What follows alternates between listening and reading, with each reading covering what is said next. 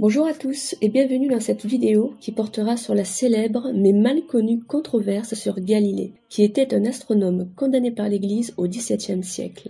À la suite d'une commission d'études sur l'affaire Galilée, sollicitant théologiens et historiens, Saint Jean-Paul II déclarait: à partir du siècle des Lumières et jusqu'à nos jours, le cas de Galilée a constitué une sorte de mythe dans lequel l'image que l'on s'était forgée des événements était passablement éloignée de la réalité. Dans cette perspective, le cas Galilée était le symbole du prétendu refus par l'Église du progrès scientifique ou bien de l'obscurantisme dogmatique opposé à la libre recherche de la vérité. Ce mythe a joué un rôle culturel considérable. Il a contribué à ancrer de nombreux scientifiques de bonne foi dans l'idée qu'il y avait incompatibilité entre, d'un côté, l'esprit de la science et son éthique de la recherche, et de l'autre, la foi chrétienne.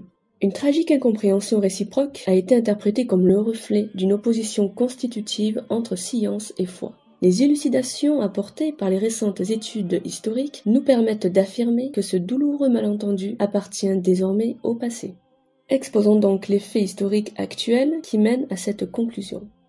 La plus grossière erreur au sujet de cette affaire consiste à dire que Galilée a été puni par l'Église pour avoir déclaré que la Terre était ronde, car, soi-disant, on pensait au Moyen-Âge qu'elle était plate. L'historien Jeffrey Russell écrivait que c'était un mythe inventé au XIXe siècle dans le but de discréditer le Moyen-Âge ainsi que le monde chrétien et renforcer sa caricature obscurantiste. Or, les faits historiques montrent que cette croyance était au mieux très marginale dans la société médiévale et majoritairement rejetée, les docteurs chrétiens n'ayant pas de problème à lire de façon figurative les passages des Écritures pouvant le suggérer. Quoi qu'il en soit, cette histoire ne concernait pas du tout l'affaire Galilée.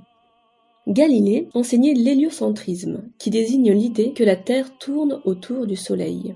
En effet, à cette époque, et sous l'influence des écoles aristotéliciennes, il était communément enseigné par les scientifiques que c'est le Soleil qui tournait autour de la Terre et non l'inverse. Était-ce un dogme infranchissable qui causa la condamnation de Galilée? Non, l'affaire est plus complexe. Nous savons par exemple que Copernic, plusieurs décennies avant Galilée, avait déjà soutenu ce système, et ce, sans jamais avoir d'ennui avec l'Église. Ses travaux étaient favorablement accueillis par le pape Clément VII. Copernic avait également dédié son œuvre phare au pape Paul III, ce malgré un autre mythe selon lequel il aurait retardé la publication par peur des persécutions, alors que ses travaux étaient en réalité connus et encouragés par l'Église avant sa mort. L'historien Jean-Baptiste Noé dit aussi qu'à l'époque même de la condamnation de Galilée, un autre auteur héliocentriste, Johann Kepler, n'était pas poursuivi et que les dominicains enseignaient déjà les théories coperniciennes. Pourquoi Galilée a-t-il donc été condamné ? Nous savons que Galilée, par son œuvre, entra en querelle avec d'autres penseurs et fut impliqué dans des arguments théologiques. Galilée écrivait que son système était parfaitement compatible avec la Bible en laquelle il croyait et remettait en cause l'interprétation littérale de certains versets, notamment dans le cas du miracle de Josué. Cela créa une vive controverse avec les théologiens géocentristes qui l'accusaient d'hérésie. Ils en appelèrent donc à l'autorité du Saint-Office qui ouvra une enquête. Le tribunal inquisitorial conclut en 1616 que la proposition de Galilée était insensée et absurde en philosophie et formellement hérétique étant donné qu'elle contredisait explicitement à plusieurs endroits les saintes écritures. Selon l'historien des sciences Numbers et Hybron, ainsi que l'historien James Hannam, il fut interdit à Galilée de discuter de l'héliocentrisme, sauf s'il n'en parlait que comme d'une simple hypothèse. Il ne pouvait plus la présenter comme une vérité scientifique, autrement dit. Pourquoi une telle conclusion? Remettons les choses en contexte. Premièrement, la théorie de Galilée n'était pas solidement prouvée et ne pouvait pas être enseignée comme un fait. À l'époque, son système souffrait de nombreuses limites et beaucoup de scientifiques penchaient en faveur du géocentrisme, comme Tycho Brahe, par exemple, astronome de l'époque, qui critiquait les démonstrations mathématiques des coperniciens. Galilée ne pouvait pas donner de démonstration directe de l'héliocentrisme. Le système adverse semblait vraisemblablement plus solide pour la science de l'époque. Deuxièmement, cette thèse poussait à revoir l'interprétation de la Bible.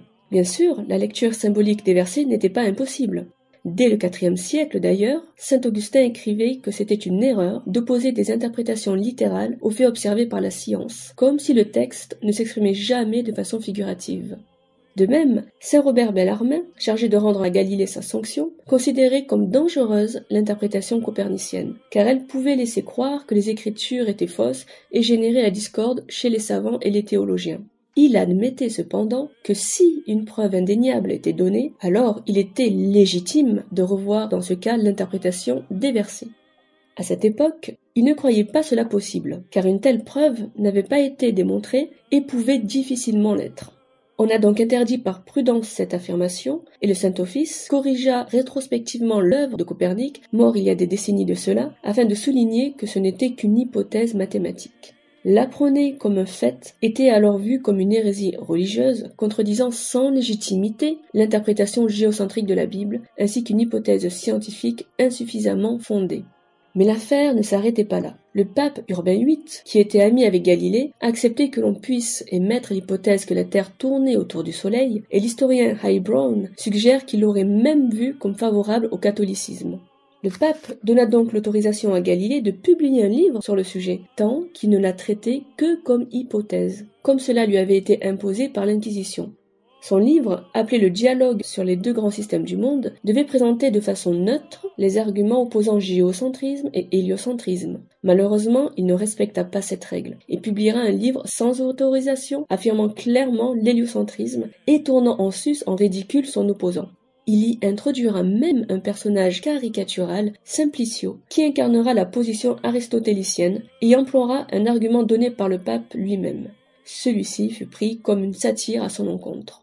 Galilée avait donc enfreint la directive de l'Inquisition et les conditions de publication de son œuvre. L'Inquisition mit alors en place un second procès en 1633 pour le punir.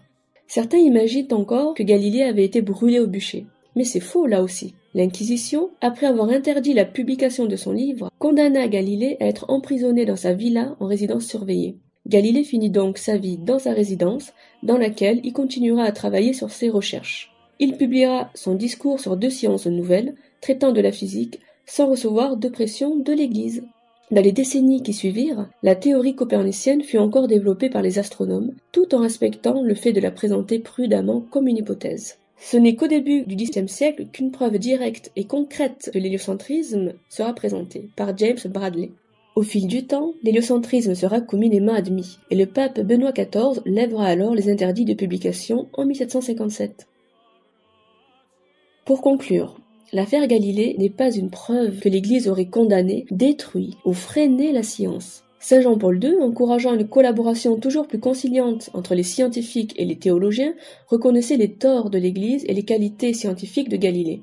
Il rappelait cependant: nous reconnaissons certes qu'il eut à souffrir de la part des organismes de l'Église, mais en son époque, il ne manquait pas de centres catholiques qu'il cultivait déjà avec grande compétence, en plus de la théologie et de la philosophie, des disciplines comme l'histoire, la géographie, l'archéologie, la physique, les mathématiques, l'astronomie et l'astrophysique. Et ces recherches étaient estimées nécessaires pour mieux connaître l'évolution historique de l'homme et les secrets de l'univers. L'affaire Galilée fut la première et la dernière situation dans laquelle l'expression d'une affirmation scientifique fut imposée par un procès, ce qui en explique la célébrité. Mais cette affaire doit bel et bien être nuancée, comme l'avait fait le philosophe des sciences Paul Feyerabend, critique à l'égard des scientistes exploitant l'affaire, qui eux-mêmes se rendent hostiles aux théories nouvelles et minoritaires sans les standards exigés. Il écrivait que le comportement de l'Église n'était pas bien différent des institutions scientifiques modernes, qui n'admettent pas les nouvelles théories non solidement prouvées.